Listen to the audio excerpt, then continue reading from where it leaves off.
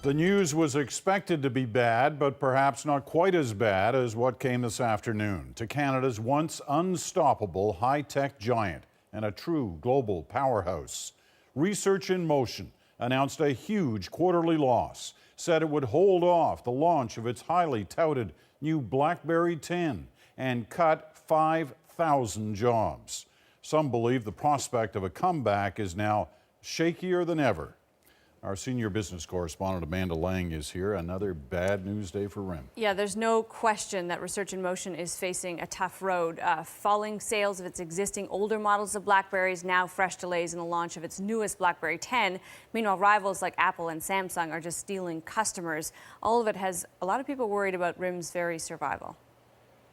Research in Motion is on the ropes, still flush with cash. It's true, more than $2 billion of it, but with hopes fading for a speedy turnaround. They definitely have a shot at survival, but the clock is definitely ticking. And we've had this conversation many times over the last year and a half with the same kind of outcome, saying, you know, you got to get moving here.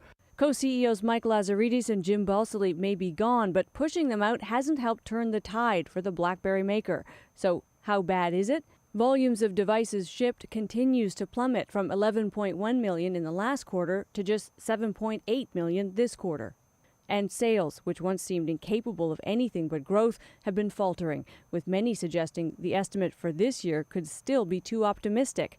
No surprise, that has profit down, way down, in fact, to a loss this quarter.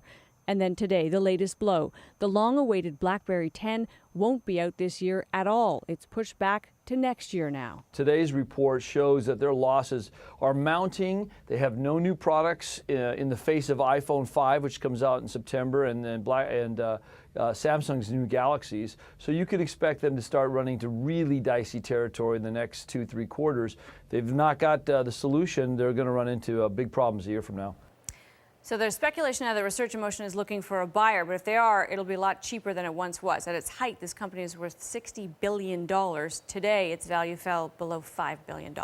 If there was a buyer, a takeover, a foreign takeover, would the government let it happen? There's been speculation about this because of some comments that Stephen Harper made, but it's very difficult to believe that any government would block a sale if it was in the best interests of the company and especially its employees. The fact is, it's a bad day if it happens. The real question, Peter, is there going to be a buyer? Is this still a company with assets that people want to acquire? And that is something analysts are not sure about. All right, Amanda. Thanks very much, Amanda Lang.